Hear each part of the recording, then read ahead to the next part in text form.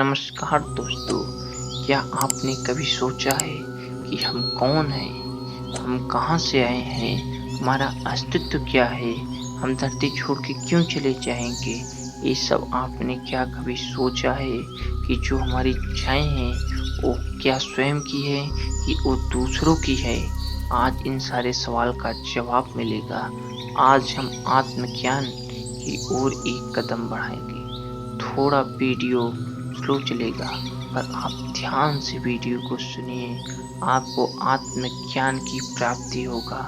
आपको इस संसार की रियलिटी का पता लगेगा कि इस संसार में क्या रियल है, क्या नहीं रियल है। इसके बारे में आपको आज इस वीडियो में बताया जाएगा।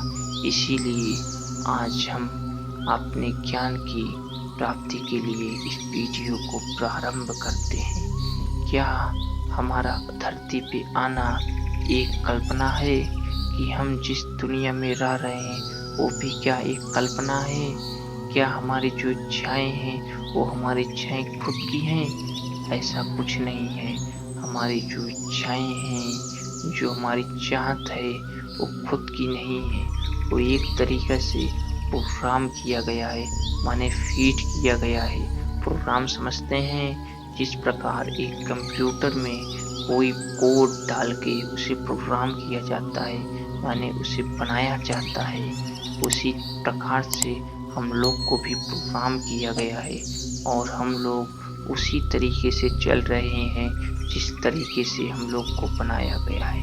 हम लोग अपना बचपन, जवानी, बुढ़ापा उसी क्रम में बिता रहे हैं। हमारी इच्छाएं भी डीएनए के साथ ट्रांसफर हो रही है और ये लगातार इसी प्रकार से हम एक जानवरों की भांति अपनी ज़िंदगी जी रहे हैं। लड़की के पीछे, लोगों के पीछे, स्त्रियों के पीछे, पैसे के पीछे, अन्य चीज़ों के पीछे भाग रहे हैं, पर हमारा यह मकसद नहीं है।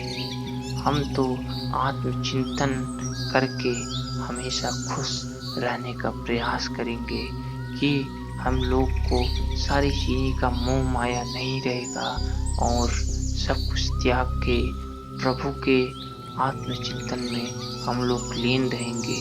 हम लोग अपना कर्म भी करेंगे और प्रभु के लिए भी अपना कर्म करेंगे और ज़िंदगी भर खुश रहेंगे। जब आप कोई कर्म, निष्काम कर्म करते हैं तो आपको किसी भी प्रकार का लोभ, माया, मोह कुछ नहीं होता।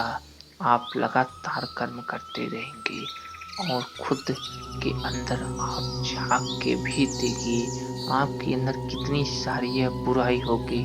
जब आपको पता है आपके पास कुछ गिने-चुने समय है, तो आप लोग क्यों इतनी बुराइयाँ कर रहे हैं?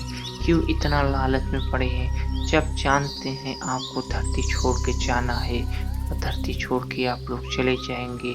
आपकी मृत्यु किसी भी समय हो सकती है। आज आप ज़िंदा हैं, कल आप ज़िंदा नहीं रहेंगे। जो आपके साथ आज ज़िंदा है, कल वो ज़िंदा नहीं रहेंगे। आप क्यों इतना मोह माया, लालच क्यों कर रहे हैं? प्रभु का चिंतन कीजिए, क्योंकि वह सर्वज्ञ है। वही हमको प्रोग्राम किया है, वही हमको फीड किया है, वही हमको बनाए हैं। जिस प्रकार जानवर अपना कर्म करते हैं, उनको भी प्रोग्राम किया गया है। उन्हें कितना भी पढ़ाओ, कितना भी लिखाओ, वो सीख नहीं सकते हैं। उसी प्रकार इंसान की बुद्धि भी एक सीमा के बाद काम करना बंद कर देती है। जिस प्रकार जानवरों की बुद्धि एक सीमा के बाद काम करना बंद कर देती है, उसी प्रकार इंसानों की बुद्धि भी एक सीमा के बाद काम करना बंद कर देती है। उसके बाद हमें अगर जानना है तो हमें परम परमेश्वर की ही शरण में जाना पड़ेगा, ईश्वर के ही शरण में जाना पड़ेगा। हम उनका ध्यान करेंगे, जिससे हम सब कुछ नहीं जान सकते हैं और अपनी ज़िंदगियों की कमान भगवान के हाथ में छोड़ देंगे। सारी ज़िंदगी का कमान भगवान के हाथ में रहेगा तो हमारी ज़िंदगी अच्छी बीतेगी, खुशमय बीतेगी। लोभ, लालच, माया से अगर हम दूर रहेंगे तो हमारी ज़िंदगी अच्छा से बीतेगी और अगर हम लोभ, लालच, माया में पड़े रहेंगे तो हमारी ज़िंदगी में हमेशा कष्ट रहेगा। और हम अपनी ज़िंदगी में हमेशा कष्ट से पीड़ित रहेंगे। अगर आपको कष्ट से मुक्ति चाहिए तो ईश्वर की ही शरण में रहिए और परम परमेश्वर का आनंद उठाइए और लोभ माया को त्याग दीजिए और सब कुछ ईश्वर की शरण में त्याग दीजिए। आप निष्काम कर्म कीजिए, देखिए आपको फल ज़रूर मिलेगा। आप बिना लालच किए कर्म कीजिए, मैं कहता हूँ 101% गारंटी है, आपको फल ज़रूर मिलेगा। आप फल की चिंता मत कीजिए और अपने आत्मज्ञान की प्राप्ति कीजिए, क्योंकि जब तक आप स्वयं को नहीं जानेंगे, तब तक आप संसार को नहीं जान पाएँगे। आप कौन हैं, आप खुद को ही नहीं आपको पता होगा।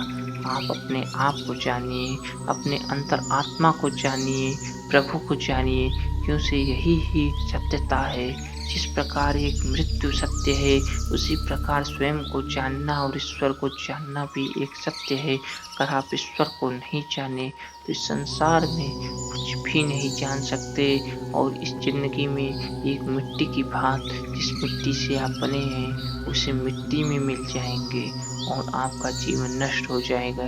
कितने सारे जीव धरती पे आए, चले गए, आते हैं, जाते हैं, इसी प्रकार से जीव कर्म चल रहा है। जीव पैदा हो रहे हैं, जा रहे हैं और एक समय बाद सारे जीव धरती छोड़ के चले जाएँगे, माने सारी धरती से जीव विलुप्त हो जाएँगे। पर आपको ऐसा कुछ नहीं कर होगा, क्योंकि आप प्रभु की शरण में चले गए। आपकी आत्मा ईश्वर की शरण में है और आप ईश्वर से प्राप्ति किए हैं। आपकी ईश्वर में आपकी आत्मा विलीन हो जाएगी। आप एक प्रकार से ईश्वर से मिल सकेंगे, क्योंकि स्वयं को ही जानना परम ज्ञान है और परम ज्ञान ही परम परमेश्वर है। बिना ज्ञान की प्राप्ति के ईश्वर को आपको नहीं मिलेंगे।